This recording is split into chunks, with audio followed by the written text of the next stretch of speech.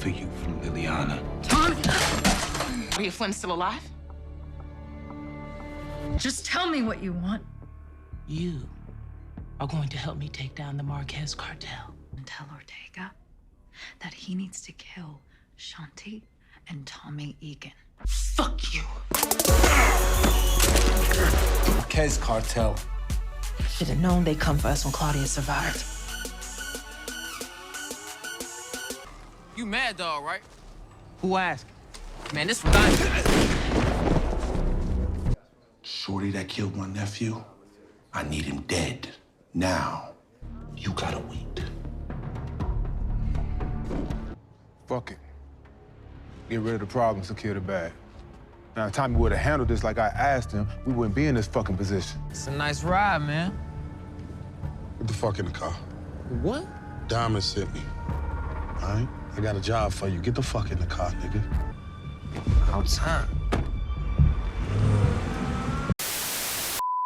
Welcome back, Top Notch Gang, to another video. We are finally here. Power Book 4 Season 3 Episode 1, the last and final season. And usually Power starts things off pretty fucking slowly, but this season it looks like they're not playing. They're going all in. So we got to break down everything that happened in Season 3 Episode 1. Funny enough, damn near every scene we got from these teasers and trailers the past few weeks and months felt like it took place in this episode. So we probably haven't seen jack shit from the second half of the season so far, which makes a lot of sense. But like I said, we got to break down what took place within this episode. Claudia surviving, still working with the Marquez cartel, choosing not to snitch on them and telling them to take out Shanti and Tommy for what they did to her last season, trying to kill her. We also finally got Vic being outed by Tommy, and Tommy telling him basically, you're my inside man to the feds. Whatever they know, you tell me, and whatever I feed you, you give that information back to them. So he's caught between a rock and a hard place. And last but certainly not least, Dmac, CBI, the whole coalition. King Kilo said, fuck waiting for me to get out of jail. I need y'all to take out Dmac right now, because my name in the streets is dying, is losing weight the longer I let this nigga live. So y'all got 1 week to get rid of him. And we see at the end of this episode, Dmac hops in the car with Jenard. So once again, we got to break all this down, what to look forward to for the rest of the season. As usual, you guys can leave a like, comment, subscribe. Let's go ahead and get right into it.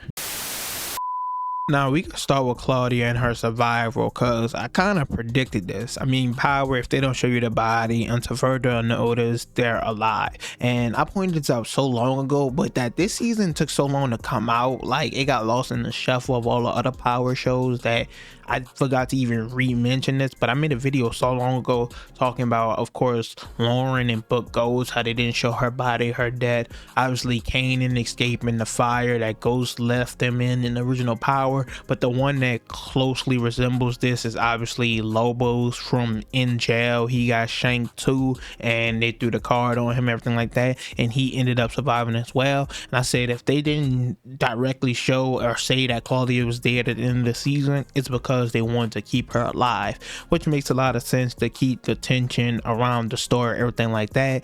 Bring Tommy and Shanti together more and more, which I also predicted, not necessarily because of the Claudia situation, but that they were going to be working closely alongside one another. Maybe she'll warm up to him as the season continues, we'll see. But nonetheless, Claudia did survive. The DA, I don't even remember her name, like Stacy Marks or some shit like that, the one who got Vic snitching and shit, tried to come make a deal with Claudia to rat out the Marquez cartel. She wasn't going for it. She also let her know that Merkovich is dead. The cartel took him out immediately, but they're choosing to trust Claudia because her information about Tommy and Shanti being the one who set up the whole situation was turned out to be right. So they plan to do a hit on Tommy and Shanti, which takes place later this episode, and Tommy actually ends up saving Shanti's life, which once again could play a part in her eventually warming up to him. But who knows, because currently her and Jenard still going in for the kill, talking about taking out Tommy and Diamond and Dmac, basically just taking control of everything. So we'll still have to wait and see for that. But currently Claudia, her plan failed. Of course, now Shanti and Tommy know she's alive as well, gonna be coming after her. We gotta see how much longer the Marquez cartel is gonna choose to stick beside her. Claudia really doesn't have much other options. Now with them keeping her alive, I'm hoping maybe she finds a way to get out without snitching. I really don't see how that happens, but like, I don't think they would have kept her alive for no reason at all. So we'll just have to wait to see how this storyline continues to play out. That's pretty much all we got on Claudia's survival so far. Next up, we get into my boy Dmac, the crash out. We know Tommy sent him away last season after he killed the cop in front of Tommy and Diamond, and they didn't want him to go down for that. But this nigga then came back and killed, of course, Mad Dog, the nephew of King Kilo, because that's the dude that killed the son of the girl that Diamond was dating.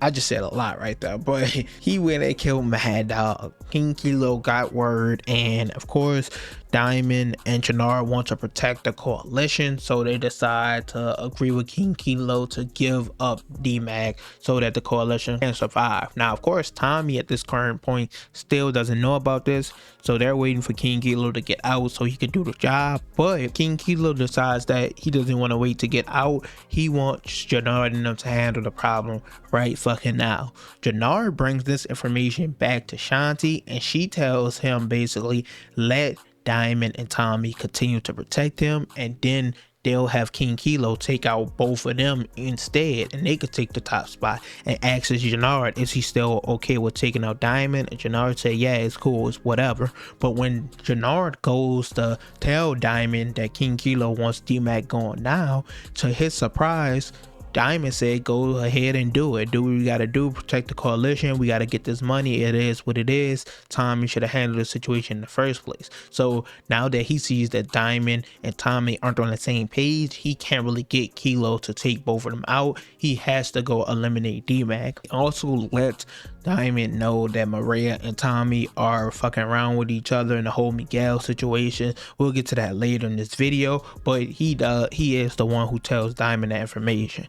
But last but not least, with Dmac, we do see at the end of this episode, he gets pulled up on by Jenard. Jenard tells him, get in the car. Diamond told me pick you up. We got some work or some moves, a job for you to do. And Dmac hops in. Now, obviously, we know he isn't going to be eliminated immediately. Shanti and Jenard said they were going to keep Dmac close, probably try to gain his trust and everything like that. But we already got so many clips, scenes to come from Dmac in the trailers and teasers. We know he should be fine, especially with all of us expecting the death of JP to come later this season. And we also overhear in the episode 2 preview that Tommy is with Dmac, telling him he's not letting him back in CBI as long as he's here. Back in CBI. As long as I'm in, you out. But we also got the teaser of Tommy telling Dmac as well that it's time for him to teach him the game. We baptized into this life, just like Kanan did for me and Ghost. So something is going to take place that makes Tommy change his mind. We're expecting it to be the death of JP. But you guys let me know right now down below in the comments, what's your prediction for what Jenard is currently doing with Dmac if he didn't eliminate him immediately? Because that's something I'm still confused on. I guess we'll find out come the next episode. On to Vic, this buffoon. We know last season, I don't know, damn, this season season 2 was so long ago that it kind of don't even feel like he killed his dad in season 2. That felt like some season 1 shit. We know in season 2, after Vic takes out his dad and realizes that Claudia was trying to eliminate him as well, he decides to turn informant and give up Claudia and all the information. But we know Stacy wants Tommy, so he goes the rest of the season basically snitching, and Tommy eventually catches wind of the situation and uses it to his advantage to take down Claudia and the Marquez cartel. So at this point, of course, at the end of the season, Vic thinks Tommy knows he's the snitch, and of course Tommy does, but Tommy wants to keep him around to gain information about what the feds know and also feed them misinformation. So going into this season, Tommy is still pretending he doesn't know. They have Vic, but he tells Vic he thinks Shanti is the snitch. He pays him his money, sends him to do his runs and everything like that. And Vic thinks for some reason he's in the clear. He goes and tells Stacy this, and she continues to push the issue. He's trying to get her to send him out the country, out the state, put him in witness protection, basically, like she promised from the very beginning, and she isn't going for it. So he decides in this episode he's gonna make a run for it and just leave, but Tommy was watching him this entire time. Tommy saw him go meet with Stacy, and he lets him know he knew he was the snitch the entire time, and he's not gonna kill him. Now it's time for him to be Tommy's bitch. Tommy basically tells him, I own you. So he's gonna be forced to play both sides at this point, feed the feds BS and be Tommy's bitch, basically, like I said. So that's where his storyline is going. I don't know how much he still cares about Claudia being alive or anything like that, or what's gonna come for his character, what else is gonna come for his character going forward, but that's pretty much all we got for Vic. Overall, that's it for this video though. Actually, something I forgot to touch on, I probably could make a whole section for it, but it's already 3 a.m. so I'm sorry, but it's Miguel and Tommy. Obviously their beef is heating up, but the main important thing is obviously Miguel let Maria go, and we also hear Maria say that Miguel killed Chade's son to take over the Insane Princess, so maybe that's gonna come back full circle later in the season. Who knows? But that's definitely something to keep an eye on. Maria and Tommy, we knew they were gonna be together. We saw teasers in the trailers, everything like that. But that's pretty much it for this episode. Solid first episode. Like I said, they hit the ground running. Basically, Power usually starts off slow, but with this being the last and final season, I don't think they have time for games, and I think the next season of Raising Kanan is going to be just like that. But based off that episode, you guys give me your predictions for episode 2 based off the preview. We're going to break that down tomorrow, probably focused on Dmac, and then we're going to go into another video focused on somebody else. So let me know in the comments who you want to see me do a deep dive on. As usual though, you guys can leave a like, comment, subscribe though, and I'm out.